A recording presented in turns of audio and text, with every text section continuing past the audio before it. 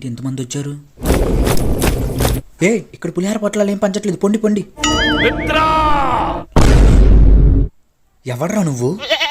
ఎండాకాలంలో ఐస్ క్రీమ్లు అమ్ముకునే వాళ్ళ ఉన్నావు. నాలెవరిని పేరు పెట్టి పిలుస్తున్నావు? బర్రె కొమ్ములు వేసుకొని. ఇప్పుడు ఈ రాజ్యం నాది. రాజ్యమా? ఏడుంది ఏడ పంది పిల్లవాడ.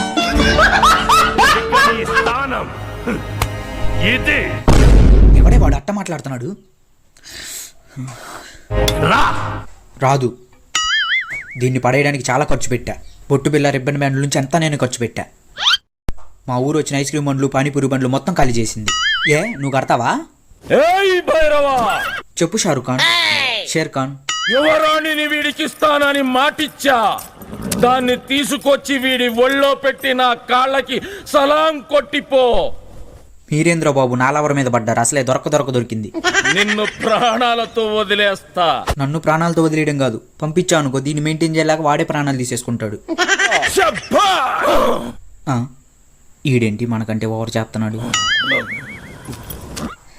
నీ ఒంట్లో రోషం ఉంటే, నీ కథలో నిజం ఉంటే, నా మనుషుల్ని 100 మందిని పంపిస్తా. దాని ఒంటి మీద చేయపడకుండా ఆపు. ఈ రాజ్యాన్ని, ఆ రాణిని నీకే అప్పచెబుతా. ఎంతమంది అయినా పర్వాలేదు, పంపించే.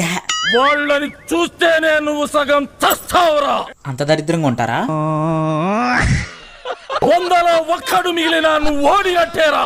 ఒక్కొక్కడిని కాదు షారుఖ్ ఖాన్, షేర్ ఖాన్, 100 మందిని ఒకేసారి వెనక్కి వెళ్ళిపోమని చెప్పి.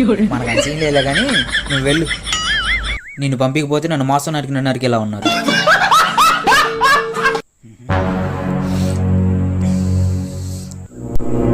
నవ్వుతున్నావుగా, నవ్వు. ఈ నవ్వు కొన్ని రోజులేలే. నువ్వు వెళ్ళి ఆ రణదేవ్ బిల్లాగాని రోడ్డు మీద పప్పు చెక్కలు అమ్ముకునే వాళ్ళ చేసి నీ దెబ్బకు దడుచుకొని బెత్తరే బెల్లేసుకోలాడు. చెప్తా.